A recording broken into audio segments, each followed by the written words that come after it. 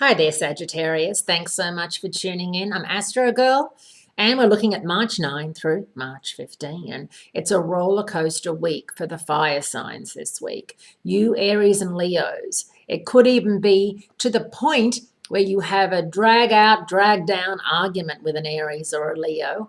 And as much as you might be thinking, no way, I'm saying, yeah, it could very well happen.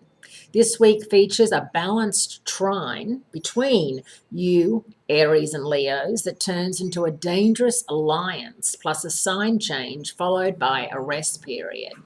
Mars in Aries, the sign it rules, is riding point early Tuesday, March 10, when it makes a fire trine to Jupiter, your ruler, which is in Leo, indicating a couple of days of positive growth. So if you do know anyone born under the sign of Leo or Aries or other Sagittarians, they are your go-to people for the first couple of days of the week. Take good heed, Sagittarians, because this is the only time these two planets will be harmoniously linked in 2015. It looks like hazard lights ahead, because on Wednesday, March 11, Mars exchanges the Jupiter love bubble for a meetup with Uranus, the planet of the unexpected.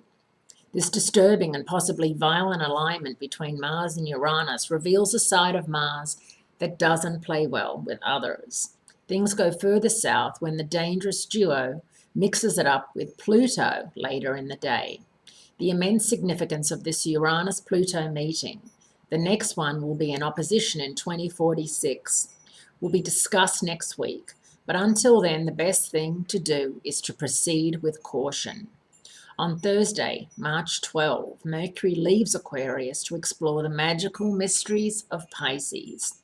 Now, Mercury's been in Aquarius for a very long time, so it needs a break, and in Pisces, it's going to shift onto the emotional and non-verbal right side of the brain. So feeling things rather than speaking about them is definitely going to be a lesson for you.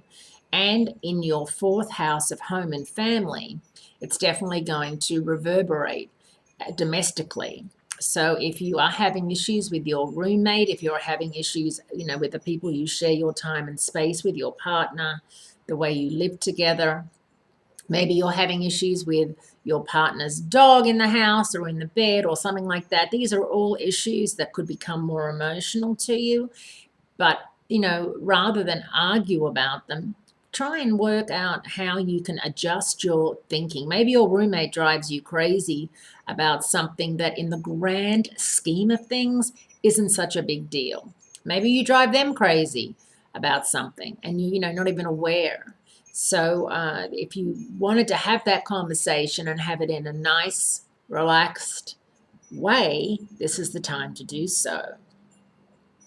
Things could go into a stall Saturday, March 14, when Saturn turns retrograde. It's going to turn retrograde in your sign, and it's going to be out of phase for 4 months, and it's going to backtrack into Scorpio. This 4-month retrograde cycle will send Saturn back for one last trip through Scorpio. But in the meantime, you can make this retrograde period work for you with a gardening practice called deadheading. Deadheading is when you snip off flower heads after a plant is past its bloom. This stop-motion practice prevents the flowers from going to seed and allows the plant to put more energy into producing new blossoms. Deadheading is a project, job, relationship, or idea that has blossomed and run its course, guaranteeing that you have the energy to make a successful and productive start.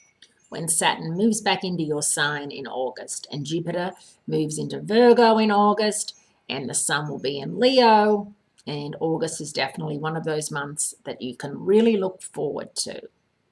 As I said, if you see bullets being fired by an Aries or a Leo, duck. Have a great week, and I'll speak to you again next week.